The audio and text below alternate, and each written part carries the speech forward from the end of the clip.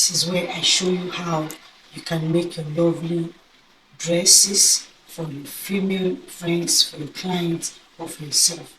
A compliment of the season, everyone. Welcome back again to my channel.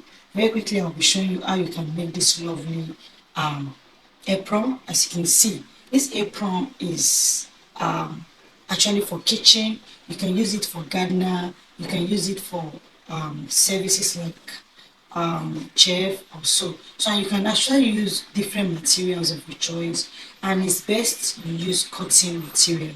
So this is a kind of cotton material, but not really cotton, so it's preferable you use cotton, very soft material. And again, it is also profitable for business. You can make as many as you want. You can sell it out as many quantity as you want in the market or in your various field, maybe for students, for market women.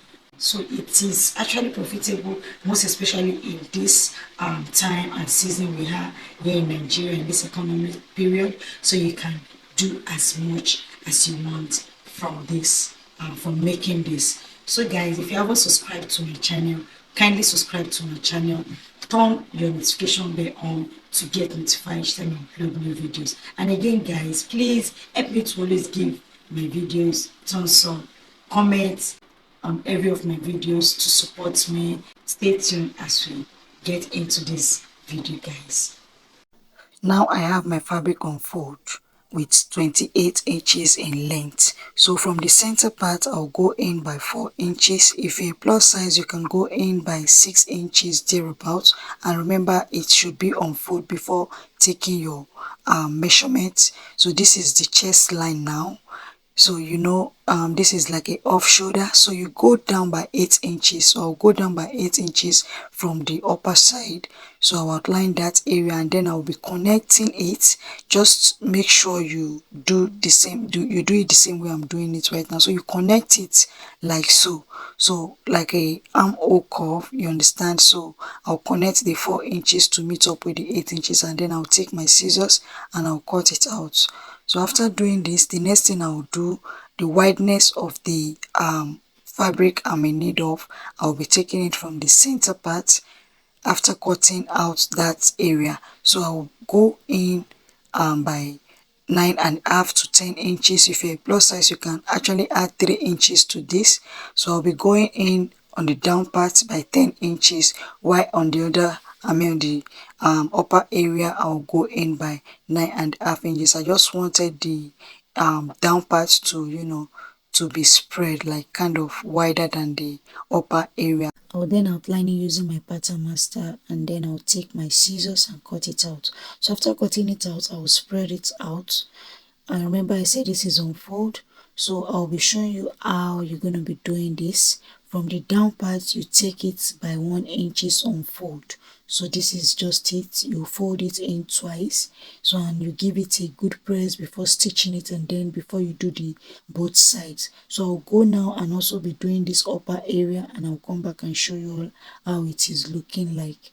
So this is it. As you can see, I already made the stitch on the upper side. You can see how neatly that is looking, and on the side, and also on this other side, also this down part as well. So after doing all of this, I would then insert this pocket. I already made this pocket. This is 7 inches in length after stitching it, and this is also 6 inches wide, and it is two-sided pocket. So whatever you're doing, just make sure it is neatly done. So as you can see on the back side of this dress, I'll be putting it against the front side of the apron. So this is sewn by the sides and by the down parts by 1/4 of an inch, and on this face, which is the upper area going towards the opening of the pocket, I sewed it down by 1/2 of an inch. So now from the upper chest line, which is from your apron, from the upper side of your apron, you go down by 10 inches before, you know, placing the pocket. So as you can see me doing, you make sure it is accurate by the sides before attaching it.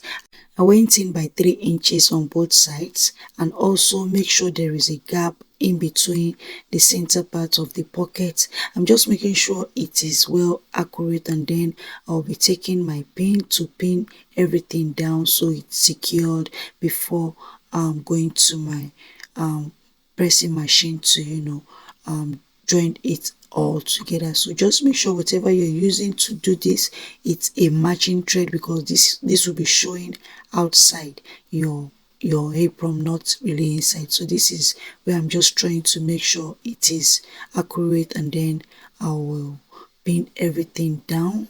As you can see me doing, just make sure you take your time while pinning this down. Make sure you're taking your measurements also while pinning everything down. So I'll secure every of the pockets now, both the other side of the pocket, and then we are good. As you can see, it is just pin that is securing it down now. So I will be taking the straps. This is a long straps I already made. This is 2 inches. I then fold it to a long straps. You can see this is 60 inches and 2 inches extra. So this is 2 inches, as you can see, is on fold. This is 1 inches here, and I folded it on both sides on the inward part of it, so making it 2 inches. You fold it like so, giving it a good press, and then the next thing I will do, I will be attaching it on this area here. So I'll be making it into 2. I'll fold it like so. You can see the way I'm doing it. So you make sure it is equal, and then you start it up from that from this point here where my hand is towards the upper area, because this is a tied apron. So if you actually want me to do more of this about how you're gonna do the just wearable one where you wouldn't be tying anything on the neck area, you should comment below under this video.